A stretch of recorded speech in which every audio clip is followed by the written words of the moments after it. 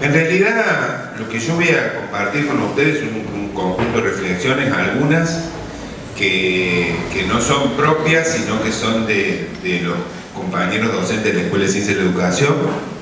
En realidad, cuando desde el Gobierno Nacional se dio a conocer este plan, en realidad el plan maestro así llamado, ya vamos a discutir un poco también el sentido del plan maestro sin maestros,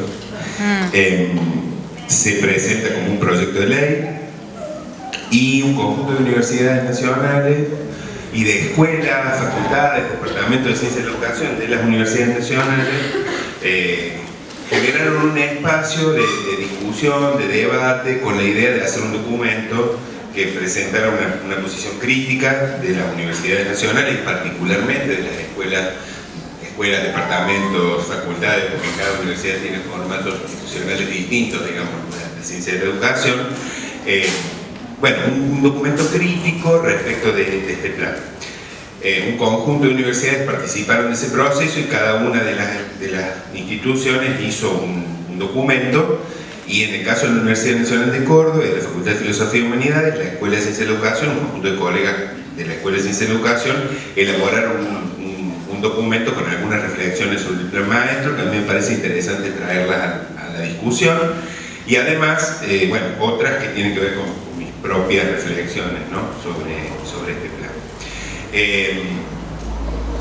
A mí me parece que, en primer lugar, lo que tenemos que poner en debate, está muy bueno este espacio para discutir un proyecto de ley, así se ha presentado. Hay algunos artículos periodísticos que también plantean que esto puede llegar a ser aprobado por decreto. En principio ha sido presentado como una propuesta para un proyecto de ley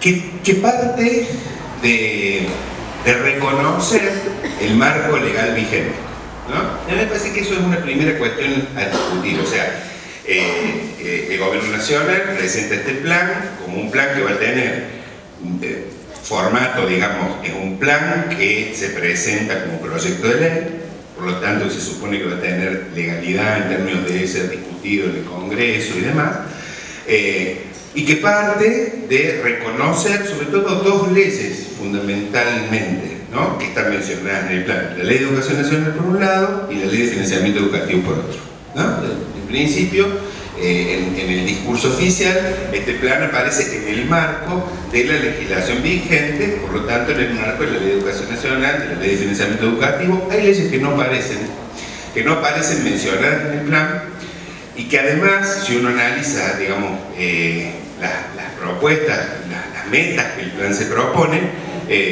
bueno, tampoco están presentes en esas metas. Entonces hay una lectura para hacer, ¿no?, de hasta qué punto esta propuesta reconoce o no el marco legal vigente.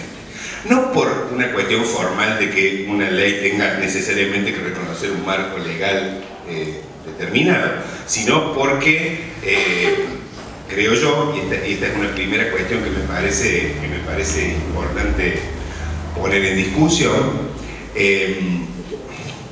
estas leyes, particularmente la Ley de Financiamiento Educativo y la Ley de Educación Nacional, tuvieron, para mi gusto, un papel fundamental en términos de reposicionar al Estado Nacional sobre la responsabilidad sobre el sistema educativo y sobre la política educativa, ¿no? O sea, yo siempre planteo que, de algún modo, la transferencia de los 90, digamos, la transferencia de las instituciones a nivel secundario, a nivel superior, a las provincias en los 90, generaron la condición de posibilidad de la Ley Federal de Educación, ¿no? O sea, no se hubiera producido seguramente la Ley Federal en los 90 si no se hubiera dado antes la transferencia de todo el sistema, excepto las universidades, a las provincias, ¿no?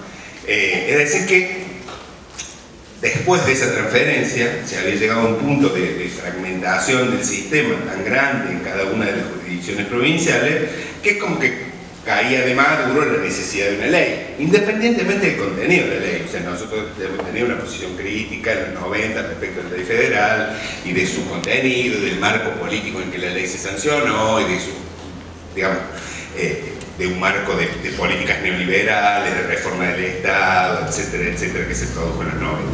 Pero, de algún modo, la transferencia fue la condición de posibilidad de la ley federal.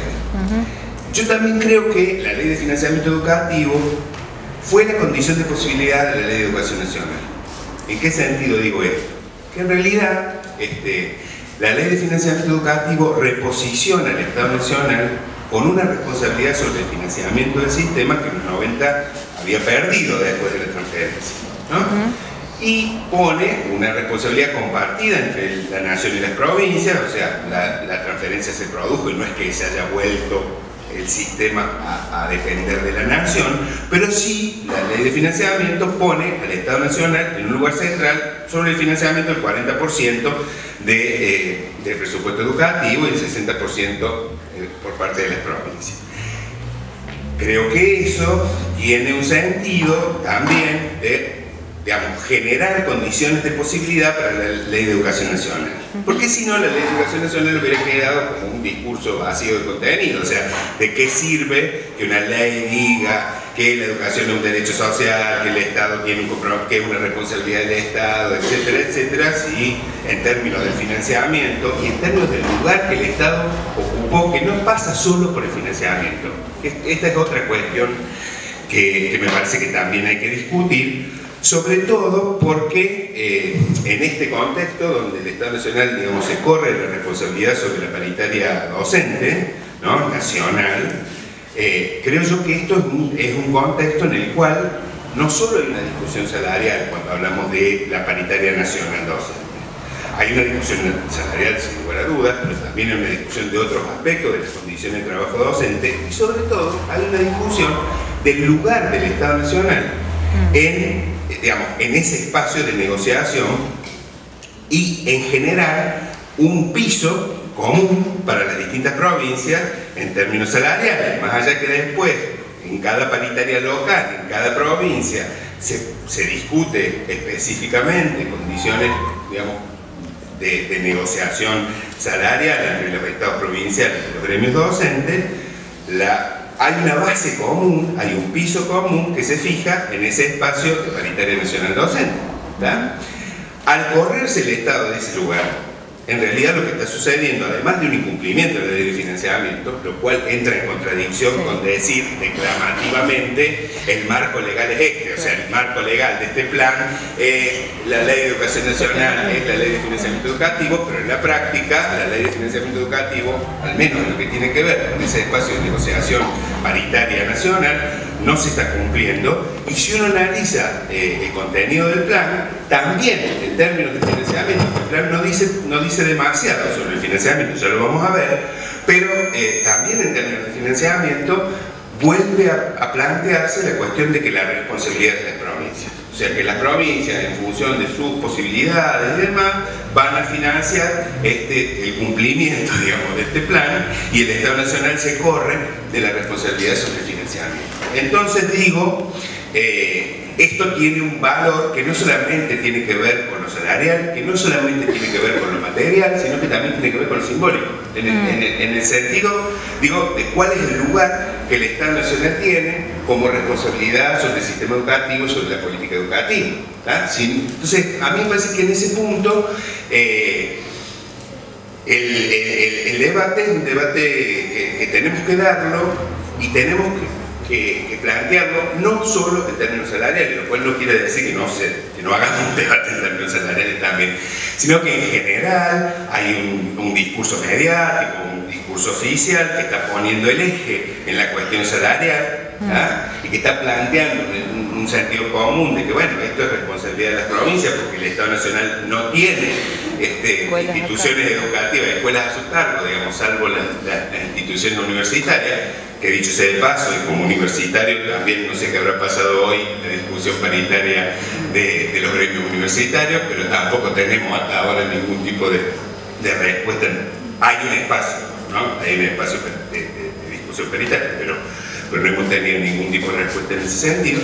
Pero digo, poner el eje donde efectivamente tiene que estar. Esto pasa por lo salarial, pero también pasa por la responsabilidad del Estado sobre el sistema educativo en términos materiales, pero también en términos simbólicos, en términos políticos, ¿tá?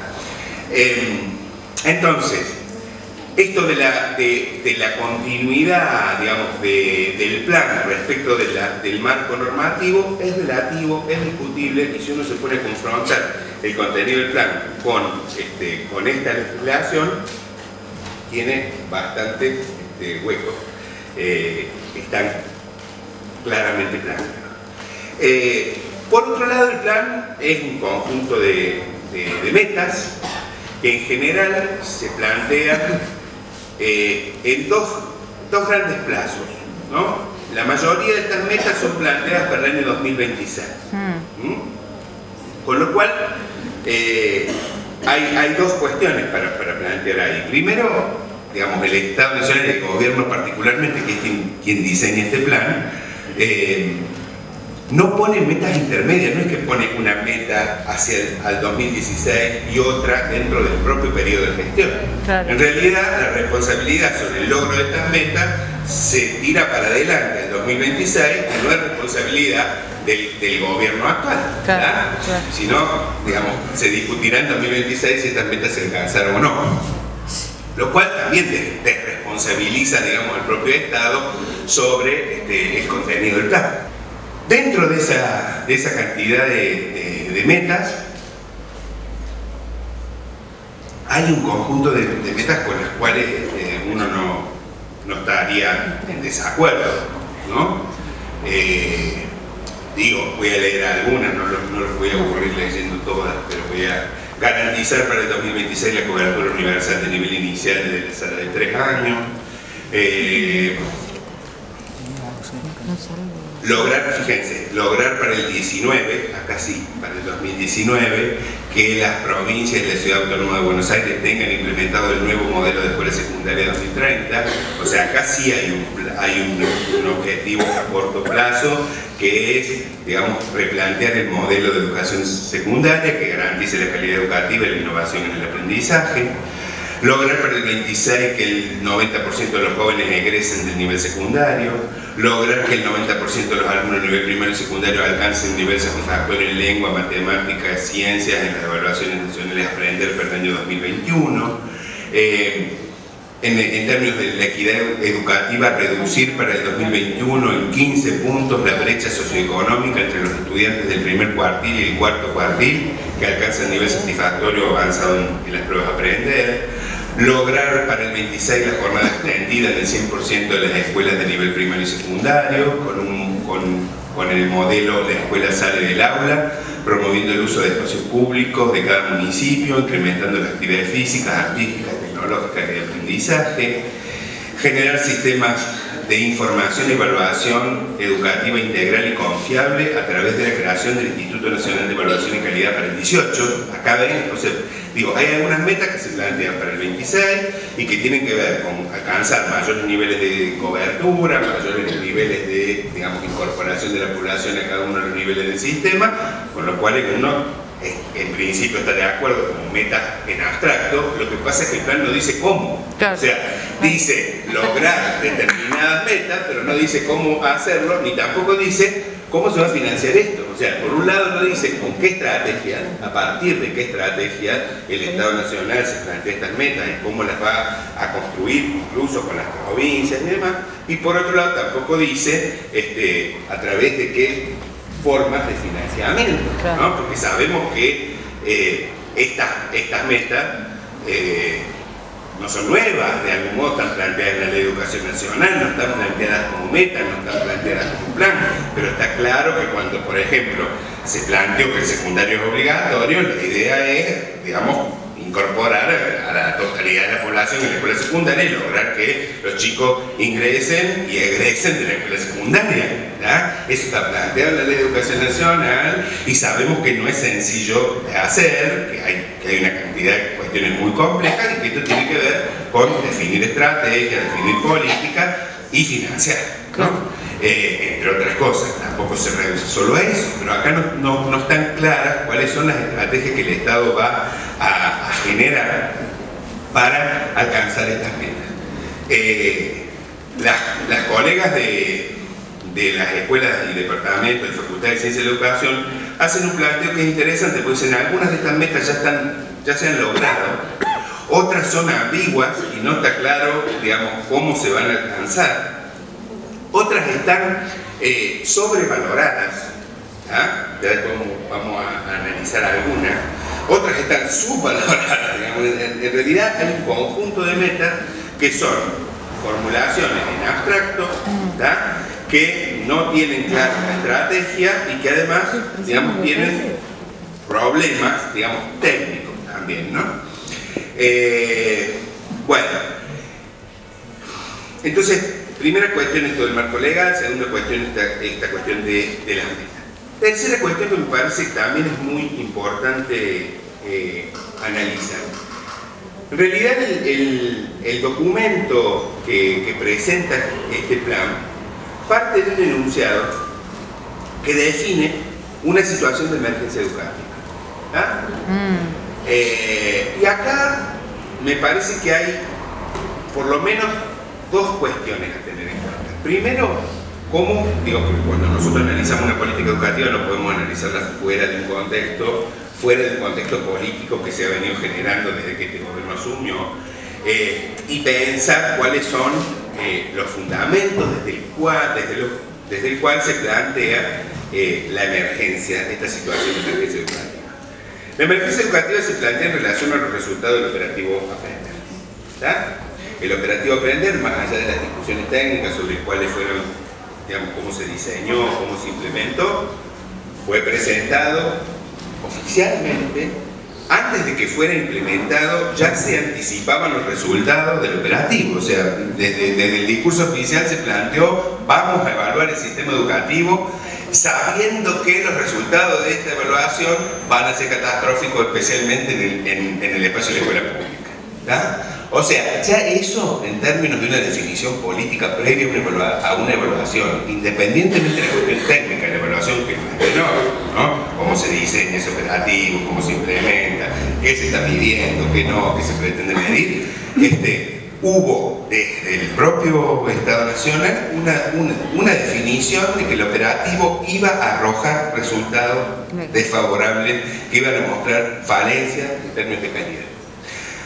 A su vez, esto que después se presenta efectivamente como una profecía autocumplida, en realidad los resultados del operativo dan cuenta de esto que se anticipó, es ahora el fundamento de la declaración de emergencia educativa. O sea, estamos en emergencia educativa porque los resultados del operativo Aprender han sido, y de las pruebas, digamos, de las distintas instancias de evaluación del sistema educativo, están marcando esa emergencia.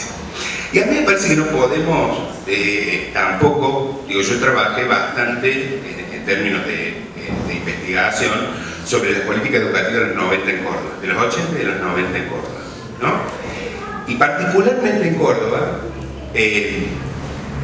quienes tenemos un poco de memoria histórica reciente, digamos, vamos a los 90, sabemos lo que significa la palabra emergencia, sabemos lo que está atrás de la palabra emergencia, ¿no? Cómo se presenta, digamos, cómo se ha presentado la idea de emergencia educativa como urgencia, como necesidad y urgencia, como improvisación, como imposición de un único camino posible, como un horizonte exclusivo de la política educativa. Es decir, estamos en emergencia y esa emergencia termina justificando, legitimando la acción del Estado porque la situación de emergencia así lo exige. ¿Tá? Sabemos también que en general, por lo menos en el caso de la reforma educativa de los 90, particularmente las características que tuvo en Córdoba esa reforma educativa, la frontera de la emergencia fue la frontera del ajuste, fue la frontera del recorte presupuestario, de la precarización y la flexibilización laboral y la imposición de nuevas regulaciones para el trabajo docente. O sea, en el contexto de la emergencia,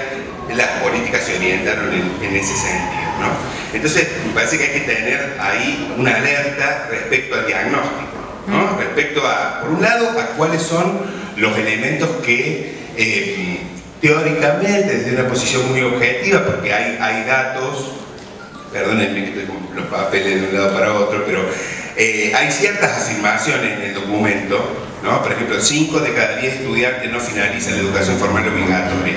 Además, se han incrementado significativamente los índices de repitencia y abandono. A su vez, los resultados de las evaluaciones de aprendizaje, tanto nacionales como internacionales, han sido alarmantes. Esto dice, citado, digamos, la parte de fundamentación del plan.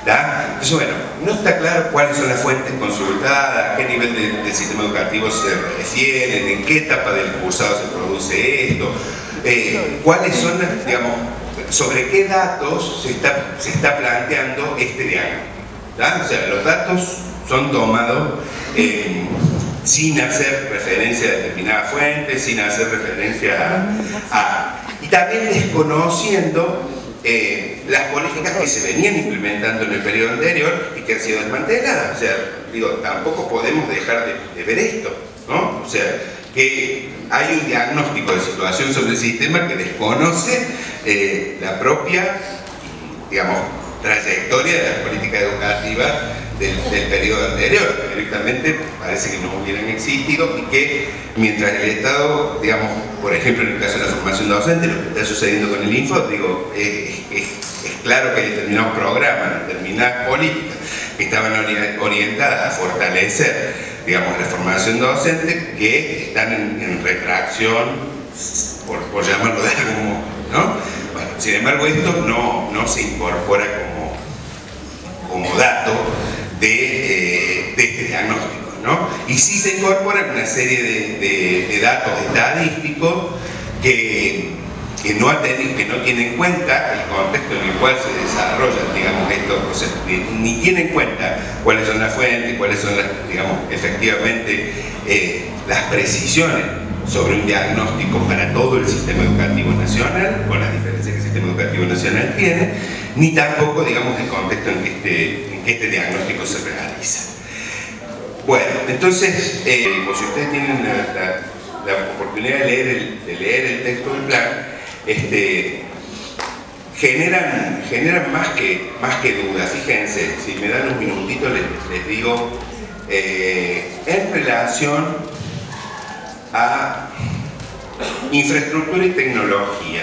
Fíjense lo que dice el primer punto de ese capítulo 4 de infraestructura y tecnología del plan. Dice: garantizar los espacios, paréntesis, presenciales / virtuales necesarios para el cumplimiento de los objetivos de incremento de matrícula de nivel inicial y secundario para el año 2026. ¿Está? Después dice, bueno, construir 10.000 salas para conseguir, para lograr el objetivo de cobertura de matrícula de educación inicial, crear un programa y fondo de infraestructura escolar que tenga por finalidad realizar las obras.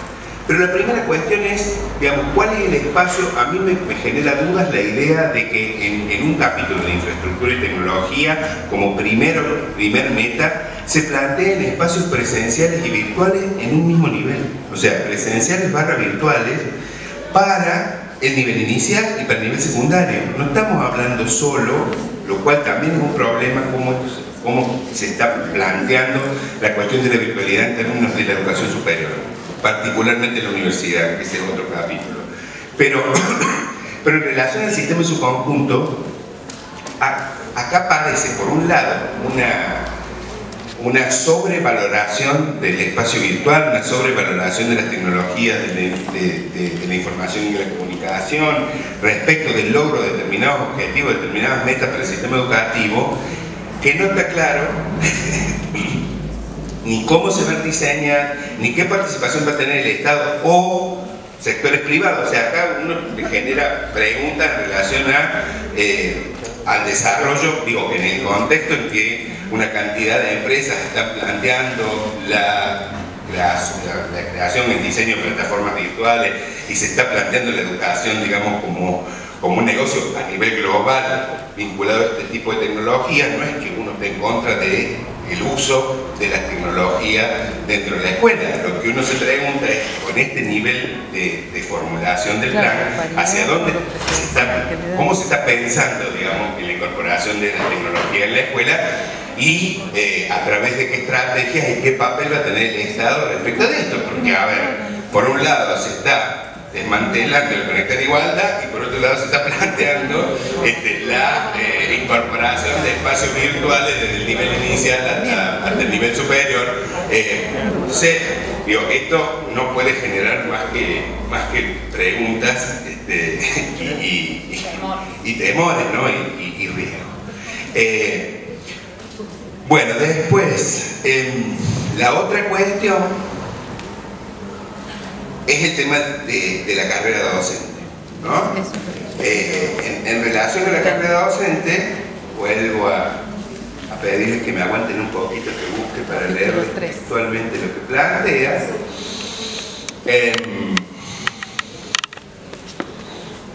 Está planteando con relación a la carrera docente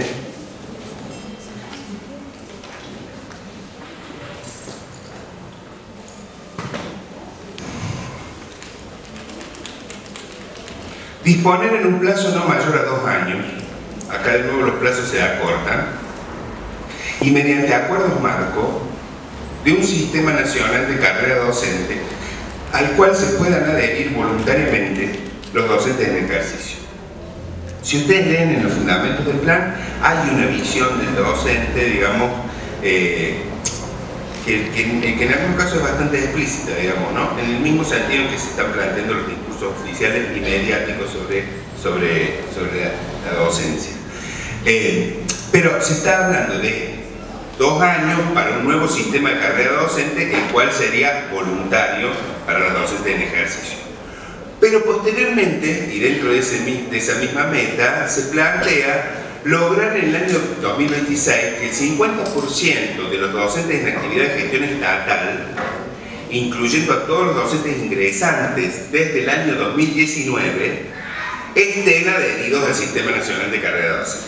O sea, dice, va a haber un sistema nacional voluntario para los docentes que ya están en funciones dentro del sistema, pero para los que se vayan incorporando al sistema, en 2 años tenemos que tener un nuevo marco, a través de acuerdos marco, un nuevo sistema. Pero a partir del 19, los docentes que se vayan incorporando al sistema deberán hacerlo por ese sistema, ¿no? Y para el 26 lograr que el 50% de los docentes en actividad de gestión estatal estén adheridos al sistema. Entonces digo, ahí hay una cuestión que no se puede plantear, digamos, separadamente de la meta que sigue, que es mejorar las condiciones salariales de los docentes del sistema educativo, buscando reducir las brechas salariales entre jurisdicciones. Los distintos niveles de gobierno con incumbencia en la política salarial deberán asegurar la estabilidad del poder adquisitivo de los salarios, mientras que las pautas de incremento salarial para el conjunto de los docentes deberán surgir de los acuerdos marcos en cada jurisdicción. O sea, acá dice reducir las brechas salariales entre las jurisdicciones provinciales, ¿no? Para ello será necesario unificar los programas salariales nacionales en un solo fondo que tenga por objetivo asegurar el salario mínimo y reducir las desigualdades salariales. Los criterios de asignación de los recursos del fondo unificado deberán tener en cuenta principalmente el nivel de salario mínimo de cada docente para todos sus cargos, la escala de jerarquización de cada jurisdicción y el esfuerzo financiero que realicen a favor de la educación. O sea, acá de nuevo pone la responsabilidad de las provincias. O sea, el Estado garantiza un salario mínimo, que no se discute en paritaria, sino que se plantea. No está claro acá que esto sea producto de una negociación paritaria, sino que en realidad el Estado fija un salario mínimo, un nivel de salario mínimo, pero ese nivel de salario mínimo se vincula con la escala de jerarquización de cada jurisdicción y el esfuerzo financiero que realice cada jurisdicción en favor de la educación. Por lo tanto, de nuevo, digamos, el tema es qué lugar tiene el Estado Nacional y qué lugar tienen las provincias y qué se está planteando con este nuevo sistema que no se define en ningún lado, ¿no? O sea, en realidad no está claro en qué va a consistir esta nueva carrera docente. Lo que sí está claro es que hay un discurso crítico respecto y que lo vinculan al tema de ampliar la cantidad de días de clase de 180 a 200 días, que ese también es otra de las metas que se plantean a corto plazo, ¿no? buscando mecanismos más allá de lo que dice, sin afectar los derechos de los docentes laborales, pero más allá de paro, medida de fuerza, etcétera, etcétera. O sea, acá lo que se está planteando es un nuevo sistema de carrera docente que uno no puede menos que pensar que se va a enmarcar en un enfoque neoliberal, ¿no? Y además que está planteando este mecanismo voluntario para los que ya están en el sistema, pero obligatorio para los que se vayan incorporando a partir de 2019. Entonces, me parece que ahí, digamos, uno puede encontrar ciertas metas, ¿no?, que si bien tampoco están definidas concretamente, pero sí están planteadas en otros plazos, en otros términos y con otras prioridades, ¿no? Las que tienen que ver con la evaluación, las que tienen que ver con las tecnologías, con la incorporación de las nuevas tecnologías en el sistema, las que tienen que ver con la carrera docente y con las condiciones de discusión del salario docente, ¿no? Esas tres cuestiones tienen otra entidad en el plan respecto de las otras metas que plantean grandes propósitos, pero que se plantean al 21 o al 20, la mayoría al 26, ¿no? Y que por otro lado no definen con qué estrategia ni con qué financiamiento esto se va a llevar adelante. Por otro lado, esta cuestión de cuál es el lugar del Estado Nacional, digo, estamos discutiendo en términos de la tensión entre Estado y mercado, ¿no? Estamos discutiendo en términos de la tensión entre el Estado Nacional, las jurisdicciones provinciales, pero fundamentalmente entre Estado y mercado. Entonces, ¿cuál es el lugar? ¿Cuáles son las posibilidades de intervención pedagógica y de política por parte del Estado Nacional cuando se deja el financiamiento en manos de las provincias y cuando la responsabilidad educativa se plantea en términos de los individuos, ¿no? Y no en términos sociales y políticos. Otra de las cuestiones que me parece importante que están presentes en el plan es el vínculo con el sector productivo. En el plan no hay referencias concretas, por ejemplo, a la educación técnico-profesional ni a las escuelas técnicas en particular. No hay una palabra que tenga que ver con educación sexual integral. O sea, es inconcebible que en un plan de estas características no haya una letra que tenga que ver con la educación sexual integral. Se habla en un momento de generar espacios transversales para formar en ciudadanía, y en ciudadanía se dice, ahí nomás, así como decíamos recién, espacios, ¿no? Espacio barra virtualidad. Bueno, en relación a ciudadanía se incorpora la idea de ciudadanía global, o sea, reaparece una idea que estaba presente en los 90, de pensar en términos de una ciudadanía global por encima de la ciudadanía nacional y latinoamericana, ¿no? O sea, dice nacional, pero también dice fundamentalmente global, y sí eso aparece como un contenido transversal. O sea, el plan fija la idea de formar a un ciudadano global, ¿ya? Así, enunciado como una meta. Después habrá que ver, no, pero habla del diseño de materiales para formar en ciudadanía global y no dice nada de educación sexual integral, ¿ya? Entonces, digo, de nuevo, el planteo de esto está en un marco legal, sí, esto está en un marco legal en términos formales, claro, pero por otro lado desconoce leyes que han sido fundamentales, y que además no han sido de implementación fácil. Todos sabemos lo que ha significado la implementación y los problemas que ha tenido la implementación de la educación sexual integral en el conjunto del sistema educativo argentino, ¿no? Cómo ha habido avances, retrocesos, provincias donde se ha podido avanzar más, provincias donde no se ha avanzado. Digo, las dificultades que ha tenido esto, sin embargo, acá no hay media palabra que tenga que ver con la educación sexual integral. Y sí con la idea de formar ciudadanos para el mundo global, ¿no?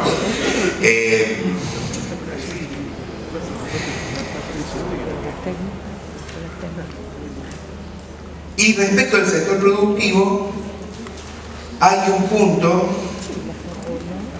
que plantea, digamos, el capítulo 6, Educación y Trabajo, plantea por un lado desarrollar acciones de formación continua de trabajadores que incluyan por lo menos 5% anual de población económicamente activa y por lo menos el 80% de los trabajadores desocupados. no sabemos cómo ni a través de qué, o sea, ¿está? Lograr satisfacer las demandas de calificación inicial de jóvenes de la población inactiva sin formación específica en vistas al mejoramiento de sus oportunidades de inserción laboral futura.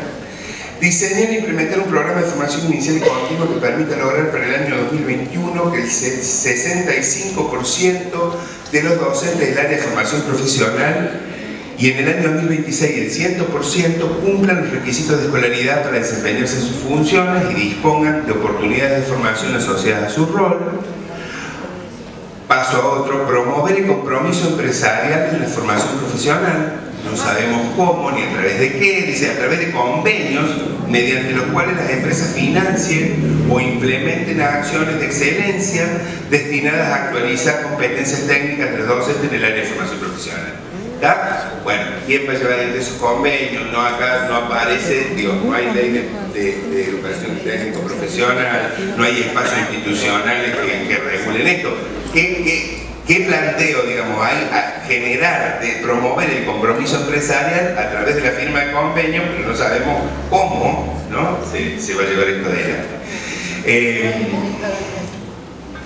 Diseñar durante el periodo 2018-2026, lograr que durante el periodo 2018-2026 que 50.000 estudiantes de escuelas de educación secundaria certifiquen al menos un curso de capacitación laboral.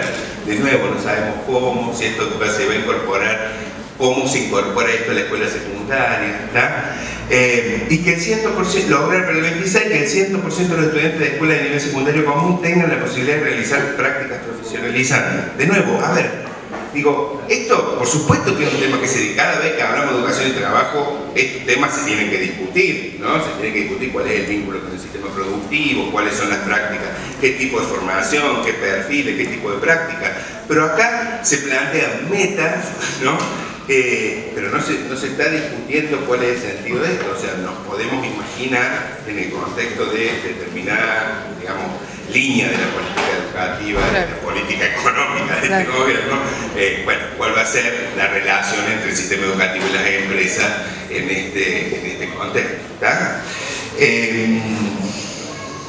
Bueno, a ver ya.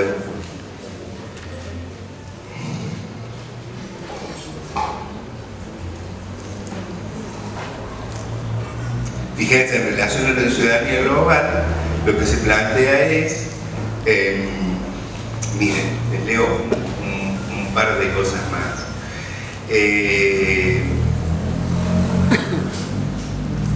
Se plantea que en el año 2026 todos los alumnos del sistema educativo argentino puedan acceder a contenidos y aulas virtuales en una plataforma digital oficial que permite promover adquirir los saberes obligatorios para cada nivel educativo, expandiendo el tiempo de la enseñanza y afianzando una mejora del aprendizaje.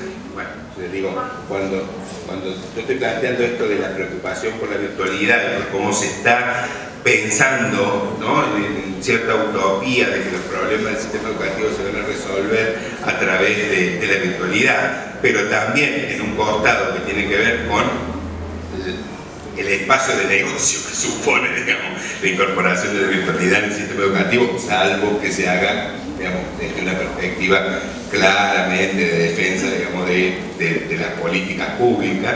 Bueno, genera preocupación esto, ¿no? Pero sí está claro que aparece la idea ya mucho más clara. Ustedes saben que se planteó en el marco del Ministerio de Educación y Deportes un proyecto de un sistema de reconocimiento académico en la educación superior.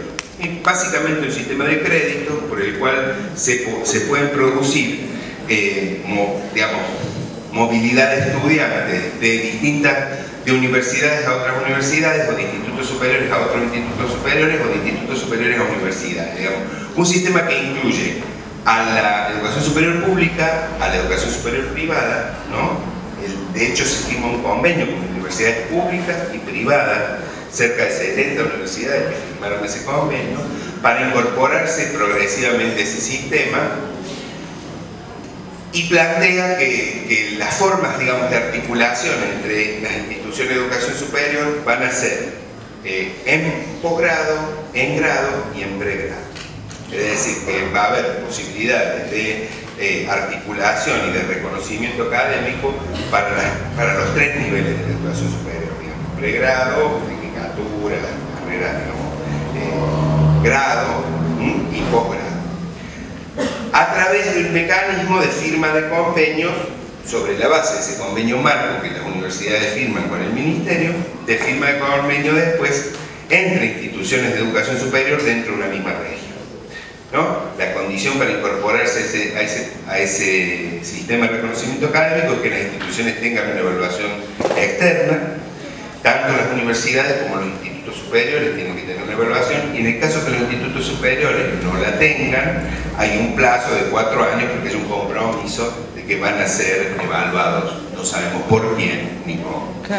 Entonces, digo, ahí hay una cuestión que para mí es muy grave respecto al sistema de educación superior argentino. Esto se presentó como un convenio que es bastante inocuo, digamos, ¿no? Se presenta de un lugar donde esto favorece la movilidad, favorece evitar trámites de equivalencias cuando hay pase de alumnos de una universidad a otra o de una institución a otra. Se plantea como una cuestión neutra en términos ideológicos, en términos políticos, pero que en realidad, si nosotros nos ponemos a ver, por un lado, ¿qué ha implicado esto en el caso europeo, con el plan Boloña, con sistemas de créditos, digamos, que ya han sido suficientemente estudiados, analizados críticamente, analizados sus efectos, es grave, pero además, digamos, ¿qué implicaría generar ciertos circuitos de articulación entre instituciones públicas y privadas de educación superior en un contexto como el argentino, sobre todo en las universidades, ¿no? Donde sabemos cuáles son las fortalezas y las debilidades de las universidades privadas respecto de las públicas, ¿no? O sea, por ejemplo, la investigación, las universidades privadas prácticamente no investigan, salvo raras excepciones. Las universidades públicas sí investigan. Bueno, ¿qué implicaría reconocer trayectos de formación en instituciones universitarias privadas que después sean, por ejemplo, qué sé yo, una diplomatura de la Universidad del Siglo XXI que sea reconocido después en una maestría de la UNC? Claro. ¿Qué implicaría eso como forma de transferencia de determinados, digamos, de determinadas cuestiones que tienen que ver con la producción de conocimiento, con el perfil de los docentes, con la trayectoria institucional de un sistema público a un sistema privado, ¿no?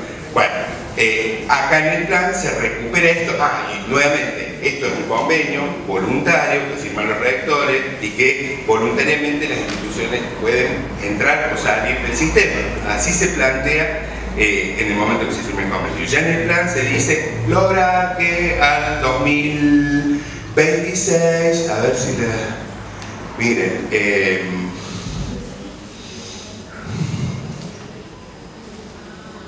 fíjense, esperen un minuto que lo busco.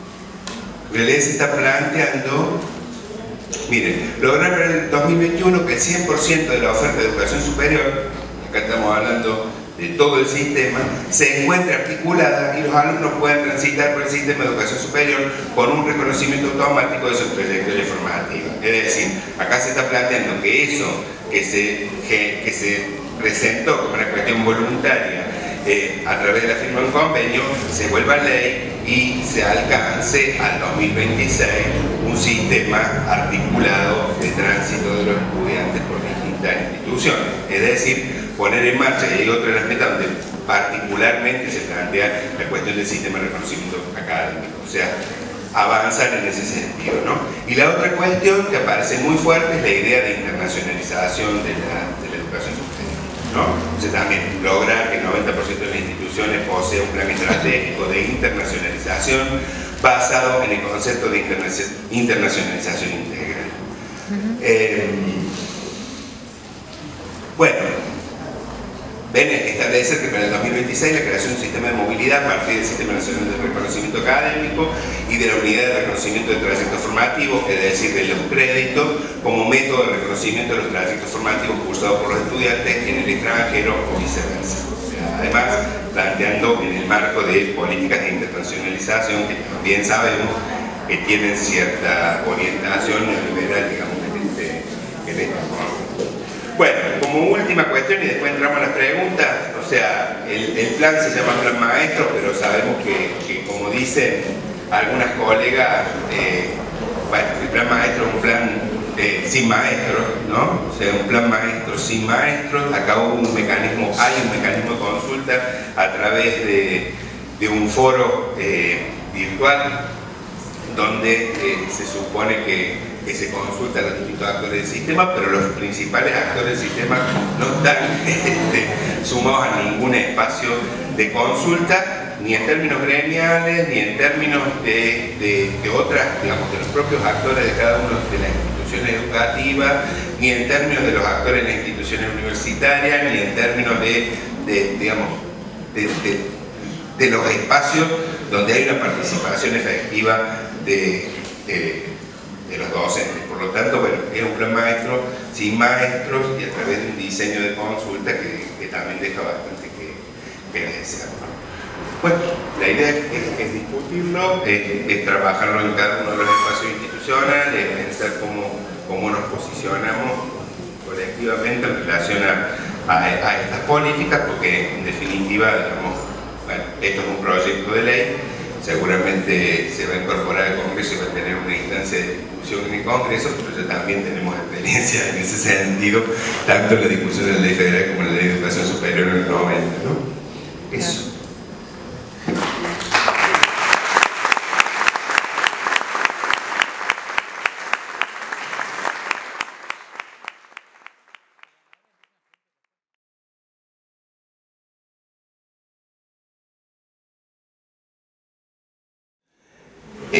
De una reducción de la cuestión de la educación técnica que no está mencionada solo a la educación en trabajo, ¿no? Solo a la formación para el trabajo. Sabemos que la formación para el trabajo ha tenido históricamente diferentes formatos, ¿no? Que no han pasado solo por el sistema de educación formal. Sabemos también que la formación para el trabajo en términos de el vínculo con las empresas y el vínculo con determinadas estrategias de mercado, bueno, tiene un papel internacional y hay una presión también de determinados sectores que se ocupan de formar determinados perfiles laborales, ¿no? Y también como parte de un negocio. Entonces, yo creo que sí, que no es menor que no se diga una palabra, ni siquiera se haga referencia a la educación técnico-profesional dentro del marco legal, ¿ah? Pero además no se diga una palabra en relación a las escuelas técnicas, con lo que eso implicó, digamos, en términos de recuperación de la escuela técnica para lo que había sido el modelo de los 90. Y por otro lado, no podemos dejar de tener presente, digamos, el contexto en el que este plan se pone en marcha, digamos, qué implica este plan en términos de la política económica de este gobierno. Entonces digo, sí, claro que es preocupante que no se diga una palabra respecto de la educación técnica. Ahora, digo, la ley de educación técnica sigue vigente, las instituciones siguen existiendo, el tema es bueno, qué orientación se le puede dar a la educación técnica a partir de este modelo. Mi pregunta por ahí tiene que ver más con el contenido, los enfoques, las perspectivas que me parece que van de la mano del plan maestro respecto de, bueno, de qué enseñar en la escuela, ¿no?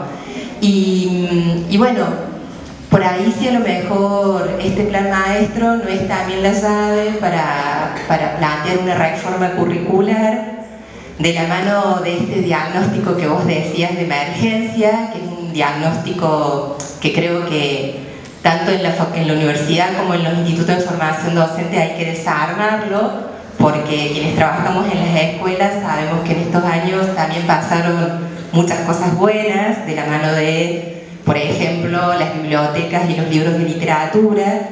Entonces, que el operativo Aprender plantee que ese resultado de que en Argentina los chicos no saben leer, a eso también hay que desarmarlo.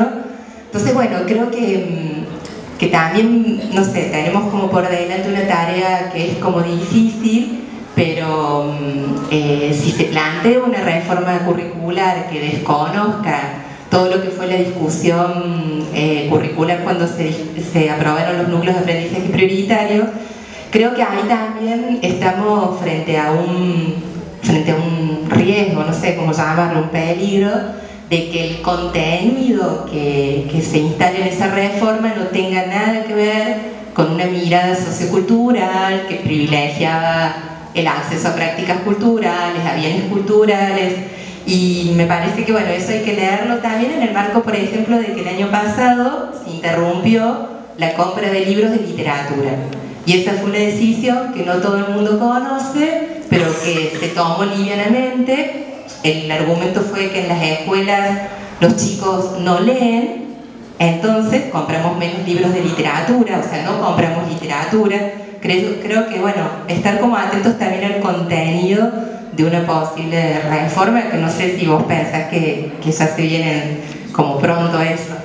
A ver, primero esto que planteé al principio es, digo, generar condiciones de posibilidad para, digo, ningún marco regulatorio, llámese ley, llámese plan, en este caso plan que va a tener o pretende tener carácter de ley, bueno, genera ciertas condiciones de posibilidad para determinadas políticas.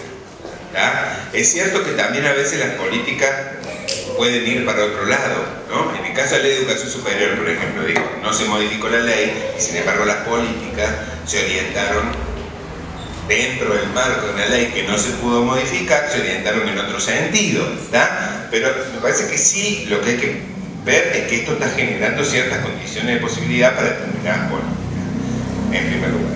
En segundo lugar, no tengo ni... Hoy pensaba con los compañeros cuando veníamos para acá, por ejemplo, no puedo decir ni media palabra respecto de este proyecto de reforma de la escuela secundaria que se ha planteado en esta última semana. La verdad que no he tenido tiempo de sentarme a ver para dónde va. Pero digo, me parece que hay una batería de propuestas, ¿no?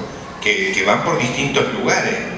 Digo, sistema de reconocimiento académico para las universidades, con determinadas características, reforma en la educación secundaria por otro lado, plan maestro por otro lado, y todas esas cuestiones que parecen como que no tuvieran nada que ver unas con otras, sí tienen que ver unas con otras. O sea, uno empieza a encontrar que hay líneas comunes, y esas líneas comunes pasan por redefinir el lugar del Estado, por poner el eje en la evaluación, por poner el eje en la formación, en el vínculo con el mercado, particularmente, digamos, con ciertas demandas del sector productivo, que muchas veces, si uno toma la experiencia de los 90, no son más que retóricas, ¿no? Acá en la provincia de Córdoba también, digo, la emergencia fue leída en esos términos. Vamos a responder a las demandas del sector productivo. Por lo tanto, cada escuela va a elaborar un proyecto y va a salir a preguntarle a su comunidad y a las empresas que tiene alrededor qué tipo de perfil, qué tipo de formación. Mientras tanto, las políticas económicas y las políticas iban para otro lado, ¿no? Entonces tampoco, digo, hay mucho también de construcción, por supuesto, ideológica en ese sentido, ¿no? Pero uno empieza a atar cabos y empieza a ver que esta batería de propuestas no dejan de estar en el tono de si pasa, pasa, digamos, y bueno, y de seguir avanzando sobre propuestas, digamos, que después se están articulando, digamos. Atrás de esto, me parece que atrás de esto hay un proyecto, ¿no? No podemos pensar que no lo hay. Y por supuesto que ese proyecto va a tener un capítulo que tiene que ver con el currículum, indefectiblemente, digo, ¿tá? Si eso es posible, no es posible, hasta qué punto, digamos, esto se va a poder llevar adelante y qué grado de resistencia va a haber dentro del sistema, no lo sabemos, porque bueno, justamente abre ciertas condiciones de posibilidad. Esas condiciones de posibilidad son políticas, no son otra cosa, y eso también tiene que ver con los actores y con cómo nos posicionamos los actores. Pero digo, sin duda que esto en algún momento va a tener un efecto en términos de los diseños curriculares, de la producción de materiales de enseñanza, del lugar de determinados sectores, grupos, empresas en la producción de materiales, en la producción de software educativo. Digo, esto va a tener seguramente un impacto porque uno va dando cabos y hay un proyecto atrás de esto. No, me parece que si no seríamos muy ingenuos, ¿no? Es que a mí me hace mucho ruido porque tiene que ver en parte con los discursos del propio presidente y de lo que se tiene, que es el famoso modelo de chilenización, que es como esta charterización, porque en realidad se habla de la empresa, en algún momento se referencia a los municipios como un lugar con una búsqueda de descentralización absoluta, eso por un lado, con el riesgo, y además cuando se menciona que se está haciendo referencia todo el tiempo al público, a todo el sistema de acreditación de lo público, uno puede inferir que efectivamente la gestión privada puede formar parte de lo público, pero no es inocente, porque nunca se menciona. Esto de alguna manera, yo no sé, también lo pongo como en términos de discusión, si no estarás resignificando una reconfiguración también del sistema, una búsqueda de reconfiguración en el plano político-administrativo hacia la búsqueda de desresponsabilizar, digamos, quitar más el derecho sobre el aprender y poner el derecho a enseñar a esta posibilidad de qué es lo que hay como oferta y quién puede comprar esa oferta. Porque hay tantas ambigüedades, tan caótico el discurso, dicen una cosa, se dice otra, que realmente termina confuso. Hay algunos principios enunciados que son obvios, que tengamos el 100% de los chicos trabajando. Después hay otra cuestión que también me hace ruido y que tiene que ver con el nivel medio, que me parece que es el nudo más crítico, que siempre es el nudo más crítico, que es esto de que serían las actividades profesionales o las prácticas profesionalizantes. ¿Para quiénes? Bueno, eso, si de alguna manera, si esto está poniéndonos en la atención que hay una búsqueda de una reconfiguración mucho más profunda, que creo que va en el plano de lo ideológico, porque me parece que no se habla mucho de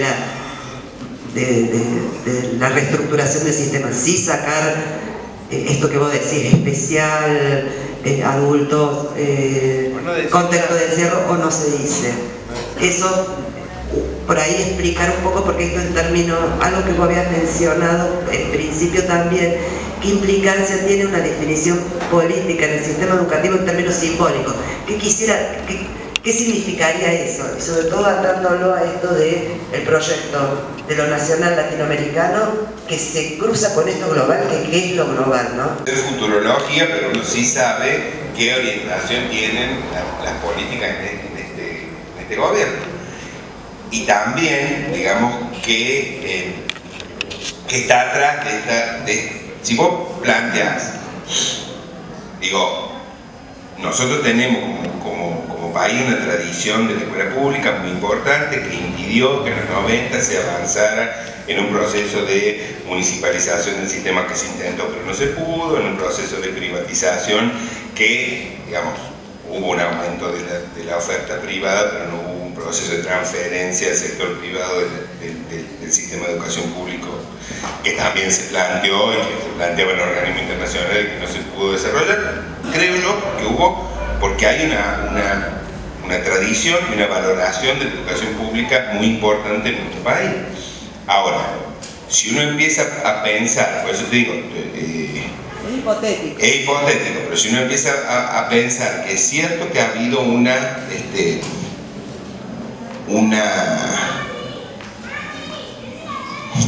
demonización, digamos, un planteo de la escuela pública como esta idea de que se cae en la escuela pública, ¿no? Que va acompañado también de que ciertos sectores sociales, ¿no?, apuestan por la escuela privada. Digo, y esto lo vemos, y además los medios lo magnifican mucho más. O sea, sabemos que es cierto que hay una demanda importante en la escuela secundaria, en la primaria, digamos, en distintos niveles hacia la escuela privada, y que ha crecido, digamos, ¿no?, la demanda. Ahora, esto también está planteado en términos, digamos, culturales y mediáticos como, bueno, hay una idea de que la escuela privada tiene calidad y que la escuela pública no tiene calidad, ¿no? Bueno, si uno piensa en el Estado corriéndose de una responsabilidad sobre el sistema, corriéndose de una idea de generar una concepción de la educación que no sea, digamos, que se defina como derecho, que se defina, digamos, en términos colectivos, que se define evitando la mercantilización de la educación, lo que está presente en el texto de la Ley de Educación Nacional, y de determinadas políticas, como decía Paula, digamos, que acompañaron ese proceso y que hoy no están o se están desmantelando. Bueno, digo, acá por supuesto que está en juego también un cambio cultural en la idea de reconocer al sistema desde otra lógica, ¿no? Donde el Estado pase, por eso decía yo, me parece que el problema central es, si pensamos en términos del sistema, a ver, a fines de los 90 o después del 2001, ¿no? La idea de fragmentación del sistema fue central en la definición del diagnóstico de la política educativa del 2003 para acá, ¿no? Hasta el 2015. Pues sí, bueno, estamos frente a un sistema fragmentado. Frente a un sistema fragmentado en términos políticos, post-transferencia, frente a un sistema fragmentado en términos de la estructura del sistema por la implementación de la ley federal, con la anarquía que eso implicó, la fragmentación que eso implicó en cada una de las jurisdicciones, y con un sistema fragmentado por la fragmentación social también, digo, no solo en términos de estructura, sino en términos de procesos de fragmentación social muy fuerte. Ese fue el diagnóstico del 2003. En aquel momento, yo me acuerdo que yo te decía, bueno, se pueden hacer dos lecturas de este proceso. Una lectura que diga, bueno, como en algún momento planteaba Tiramos, el sistema educativo no va a ser nunca más lo que fue. El sistema educativo es un conglomerado institucional de cuasi mercado y entonces el Estado en todo caso tiene que ocuparse de gestionar los sectores que quedan excluidos, ¿tá? Y después el resto hay que dejarlo en una lógica de cuasi mercado, ¿tá? Bueno, esa era una posibilidad y estaba presente, digamos, en aquel momento. O la otra posibilidad era decir, no, bueno, a ver, sí, es cierto, ya en el diagnóstico compartimos, el sistema está fragmentado, pero el Estado tiene algo que hacer en términos de política para, digamos, no profundizar esa fragmentación, no profundizar la desigualdad, generar instancias, ¿tá?, de políticas públicas que vuelvan a darle una unidad al sistema, no solamente en términos formales, legales, regulatorios, digamos, a través de la ley, sino en términos de políticas. Y en ese sentido me parece que fue clave el tema de la formación docente. O sea, fue la idea de empezar a reconocer, para mi gusto, es la lectura que yo hago, después ustedes podrán estar de acuerdo o no, para mí fue reconocer una trayectoria, ¿no?, histórica. Nosotros siempre, lo que hacemos historia de la educación, cuestionamos el normalismo, decimos, bueno, el normalismo tuvo una serie de características rígidas, un modelo pedagógico rígido, un modelo, ¿tá? Pero el normalismo generó condiciones de unidad de un sistema educativo que nunca fue homogéneo, que siempre tuvo diferencias, que siempre desde sus orígenes tuvo, digamos, diferencias sociales, regionales, importantes, pero ¿qué le daba cierta unidad al sistema educativo? Un modelo de formación docente que podemos cuestionar por un montón de cosas, pero que por otro lado, digamos, fue una estrategia que le dio unidad al sistema a fines del siglo XIX, cuando el sistema se conformó. Bueno, me parece que empezar o plantear una política de formación docente que le diera unidad, cierta unidad al sistema educativo a partir del 2003, fue una estrategia que reconocía esa trayectoria histórica, ¿tá?, y que puso, a ver, empezar por ahí, digo, no es porque eso solucione todo, ni mucho menos, pero poner al docente, porque en realidad lo que había hecho la reforma en los 90 es de conocer al docente, o sea, generar una estructura del sistema nueva donde el docente estaba desdibujado, digamos, ¿no? ¿Tá? Entonces, empezar por generar cierta unidad en términos de la formación docente, me parece que fue una estrategia que hacía sentido con la historia, pero además fue inteligente como una estrategia para, digamos, compensar ese proceso de fragmentación, que obviamente que no se termina ahí, ni alcanza con eso, que está en un marco global muy complejo y demás. Pero me parece que fue una estrategia inteligente y no me parece menos inteligente la estrategia de desarmar eso, digamos, lo que ha hecho este gobierno desarmando eso, empezando por ahí, ¿verdad? O sea, bueno, para mí esto tiene que ver con una... Y la reconfiguración sería más en sentido simbólico entonces. Claro, bueno, por eso digo, pues claro, o sea, entonces si puedes decir, bueno, desarmas esto, pensás la educación en términos de su relación con el mercado, la respuesta directa a esta ciudadanía global, la respuesta directa a las necesidades puntuales de formación de un sujeto que va a ser este sujeto ciudadano globalizado que tiene que incorporarse a las nuevas tecnologías, a las segundas lenguas, conocer el mundo y demás. Correr lo latinoamericano, correr la cuestión de la educación como un derecho, correr la cuestión de la educación bilingüe intercultural, si bien está presente también, porque dentro de cuando hablan de los idiomas incorporan también, digamos, lenguas nativas como otra lengua, ¿no? Lenguas originarias. Pero digo, me parece que hay una estrategia también ahí, y que obviamente son procesos complejos, no se van a dar de un día para otro, pero que uno va encontrando vinculaciones, ¿no? que tampoco son ingenuos ni tan sueltos. Realmente es muy buena la iniciativa de poder abrirnos la cabeza y pensar nuestro futuro inmediato. A mí lo que me preocupa es de leer el borrador algunas cosas que se dejan traslucir nítidamente, o sea, no leyendo entre líneas, sino directamente, cuando habla de una educación en un estado de crisis a juzgar por los resultados. O sea, como vos decías recién, al borde de decretar la emergencia educativa, y por otro lado habla muy mal de los docentes. O sea, como que el responsable de esa situación son los bajos niveles educativos y de capacitación de los docentes. Por consiguiente, es como que la responsabilidad de este estado de situación es nuestra, y bueno, esto da lugar a un montón de situaciones.